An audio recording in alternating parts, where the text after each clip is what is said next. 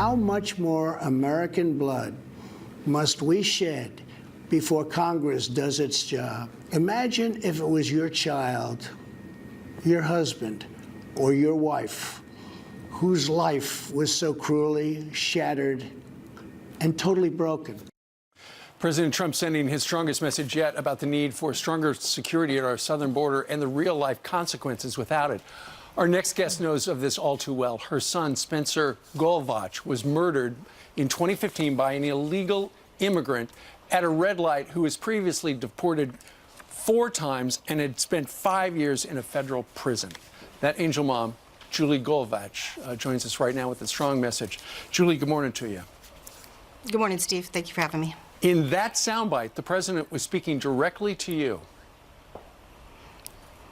Yes, and I appreciate that he has continued to focus on the families that have lost members to illegal alien crime. Indeed. This particular man who murdered your son had been deported 4 times. He'd been in prison. He would, people knew all about him, but nonetheless, he was still on the streets. When you hear Chuck Schumer and Nancy Pelosi last night saying that the president has manufactured a crisis to sell this wall, what's your message to those top Democrats? It may seem manufactured to them because they're sitting safely behind walls, but for those of us out in regular America, we are victims. We are prone to the victimization of illegal aliens and crime.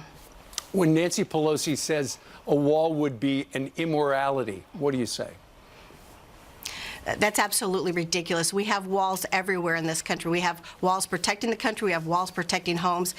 Morality cannot be ascribed to things.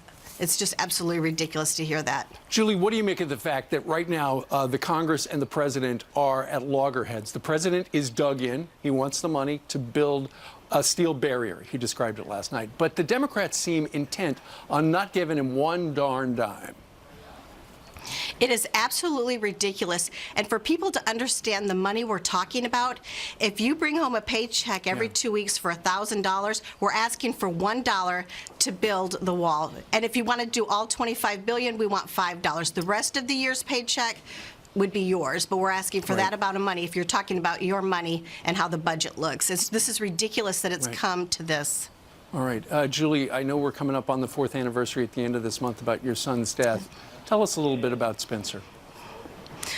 Spencer's my only child, wonderful person, very intelligent, fun-loving. He had friends of all ages, all looks, all persuasions. He had great friendships, and people liked him a lot. He had over 1,000 people come to his funeral. He was a small business owner. He had 10 employees at Spencer's Guitar Shop. He started that when he was 22 years old. Just an overall great person, and this country, this world has lost a lot when my son was murdered 4 years ago on January 31st. Indeed. To somebody who was a criminal allowed to walk around this country. All right. Julie, I know that you fought for him when he was alive, and now he would not be surprised that you still continue the fight. Thank you very much. Thank you. And thank you. And I just want to call out Harris County Sheriff Deputy Rojas. If not for him, we wouldn't even know who killed my son. And thank you very much. All right. Julie, thank you. We're going to step aside. More Fox and Friends in 2 minutes.